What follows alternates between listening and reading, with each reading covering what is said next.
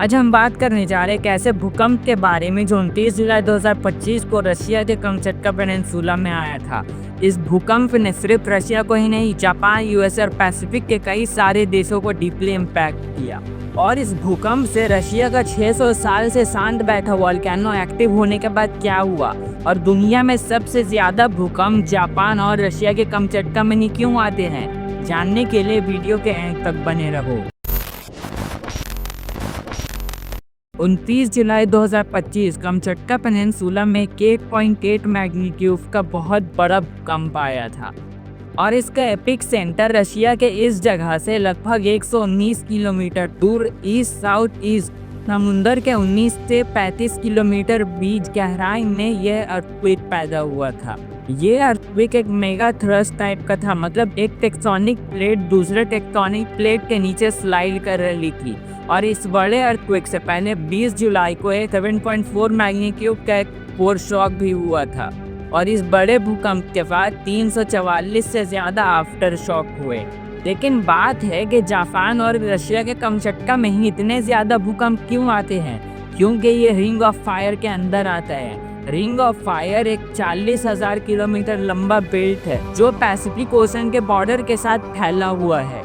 इस बेल्ट के अंदर दुनिया की 75% से ज़्यादा एक्टिव वोल्केनो और 90% से ज़्यादा भूकंप होते हैं। इस रीजन में जब एक प्लेट स्लाइड करती है, टकराती है या एक के नीचे एक प्लेट डाइव करती है, तब ये नेचुरल डिजास्टर्स होते हैं। जापान, रशिया का Kamchatka, Alaska, Philippines, Indonesia, New Zealand और यूएसए का वेस्ट कोस्ट तक ये बेल्ट का हिस्सा है। इस बेल्ट के वजह से ही कमचटका और जापान में सुनामी और भूकंप का रिस्क हमेशा बना रहता है। इस भूकंप का रैप्चर एरिया 390 बाई 140 किलोमीटर का था। इसका मतलब ये होता है कि जैसे आपको पता ही होगा, भूकंप तब आते हैं जब टेक्टोनिक प्लेट हिलती हैं। तो ये रैप्चर एरिया मतलब वो जगह जहाँ जमीन की प्लेट्स हिलती हैं, और ये 390 बाई 140 किलोमीटर मतलब है कि इतना बड़ा एरिया में ये प्लेट्स हिली और यह प्लेट्स 5 से 12 मीटर तक हिल गई थी, यानी कुछ जगह ये प्लेट बहुत ज़्यादा हिल गई थी।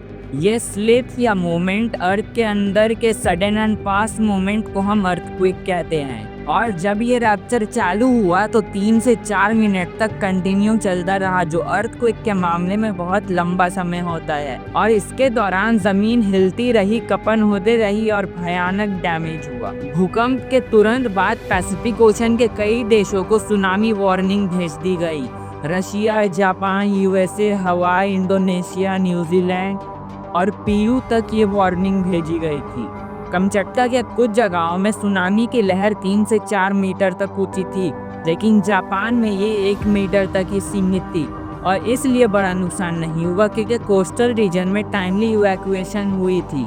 हवाई और फ्रांस के पोलिनेशिया में भी अलर्ट भेजी गई थी, लेकिन वहां पर इम्पैक्ट मॉडरेट हुआ। सुनामी इवैक्यूएशन के दौरान जापान में 1 मौत और 21 लोग चोटिल हुए, लेकिन जनरल पॉपुलेशन को बचाने के लिए ये मिशन सक्सेसफुल रहा।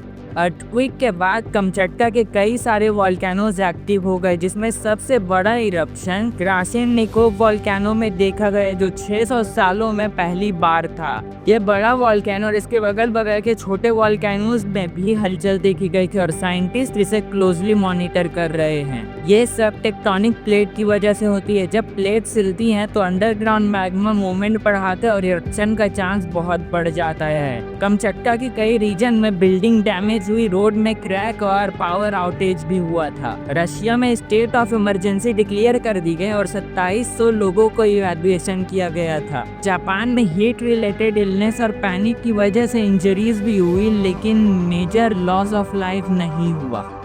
कमचटका अर्थक्वेक को समझने के लिए कुछ पुराने बड़े अर्थक्वेक पर भी हम नज़र डालते हैं। 2011 में तोहोकू अर्थक्वेक जापान में आया था 9.0 मैग्नीट्यूड का, और ये फुकुशिमा न्यूक्लियर डिजास्टर का भी कारण बना था। 1952 में कमचटका के कुरिल रीजन में भी 9.0 मैग्नीट्यूड का अर्थक्वेक आया था, जो बड़ा सुनामी का कारण बना था। ये सब इवेंट रिंग ऑफ फायर के सेस्मिक रिस्क को दिखाते हैं।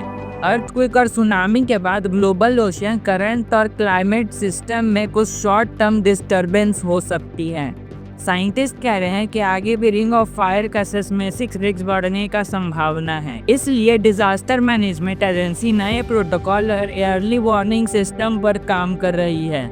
रशिया, जापान और पूरे पैसिफिक रिम कंट्रीज में रीजनल कोऑपरेशन भी बढ़ रहा है। लॉन्ग टर्म में अर्थ के क्रस्ट की मूवमेंट और क्लाइमेट चेंज को कंबाइन इफेक्ट को मॉनिटर करना बहुत ज़रूरी है। ये सब देखकर समझ में आता है कि हम सबको नेचुरल डिजास्टर से बचने के लिए अलर्ट रहना होगा और अपने इमरजेंसी प्लान को तैयार रखना होगा। अगर आपको ये वीडियो पसंद आई हो तो लाइक करो, अपने दोस्तों के साथ शेयर करो और चैनल को सब्सक्राइब कर देना।